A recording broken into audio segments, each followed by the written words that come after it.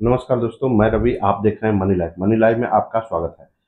दोस्तों, भारत की मिसाइलों खासकर ब्रह्मोस के डर से थर-थर काँप रहा है पाकिस्तान, क्योंकि उसका एंटी डिफेंस सिस्टम खत्म हो चुका है।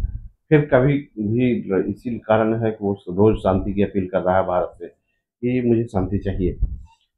हम लोग युद्ध में विश्वास नहीं करते, हमें शांति चाहिए। फिर युद्ध में भैया विश्वास नहीं करते तो फिर क्यों आतंकवादियों को भेजते हो?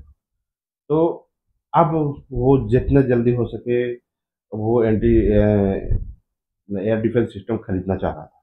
और इस कड़ी में चीन ने पाकिस्तान के दोस्त चीन ने एक फिर से मदद की है और HQ-16 को भेजा है, जो कि पहले ही HQ-16 पहले ही तबाह हो गया था, लेकिन फिर से भेजा है पाकिस्तान का एयर डिफेंस ठीक करने के लिए और पाकिस्तान के एयर डिफेंस को पटरी पर लाने के लिए HQ-16 को फिर से चीन ने पाकिस्तान के लिए रवाना कर दिया है।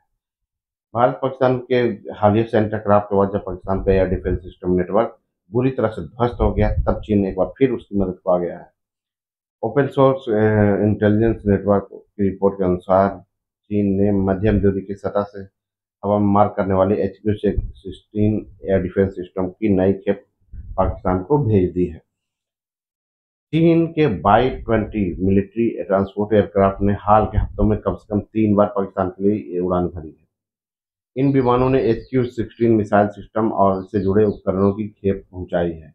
Y-20 एक हैवी लिफ्ट मिलिट्री जेट है जो 66 टन तक की सैनिक सामग्री ढोने में सक्षम है। 7 से 10 मई के बीच भारत द्वारा चलाए गए ऑपरेशन सिंदूर के दौरान पाकिस्तान के प्रमुख एयरबेस जैसे नूर खान, रहीम यार खान, शकूर, घोलारी को निशाना बनाया गया था। भारतीय वायुसेना ने ब्रह्मोस अस्काल क्रूज मिसाइलों से हमला कर पाकिस्तान के HQ-16 और HQ-9P पर एयर डिफेंस सिस्टम ही तबाह कर दिया था। चीन निर्मित YLC-8E रडार को भी तबाह कर दिया था। दरअसल HQ-16 की मारक क्षमता 40 किलोमीटर है और इसे आमतौर पर ड्रोन, फाइटर जेट और धीमी गति के मिसाइलों को रोकने के लिए डिजाइन किया गया है। मगर ब्रह्मोस और ब्रह्मोस जैसी मिसाइल जिनकी रफ्तार मैक 2.3 से 3 तक है, वो निचली ऊंचाई पर उड़ान भरती है और उसे इंटरसेप्ट करना HQ-16 के लिए लगभग नामुमकिन है। लगभग क्या, नामुमकिन ही है। यही वजह है कि ऑपरेशन सिंदूर के दौरान HQ-16 बेअसर साबित हुआ है। HQ-16 जो है 40 किलोमीटर का उसकी मारक क्षमता है और 40 किलोमीटर और उसका स्पीड भी जो है बहुत कम है। और 40 किलोमीटर जब तक रडार में आती है ब्रह्मोस, तब तक उसको शॉर्ट करने से पहले ही तब तक ब्रह्मोस जो है उसे डिस्ट्रॉय कर चुकी है। पाकिस्तान की मौजूदा एयर डिफेंस क्षमता लगभग शून्य के बराबर मानी जा रही है। भारत ने उसके 3 में से 2 सर्विलांस एयरक्राफ्ट भी नष्ट कर दिए थे।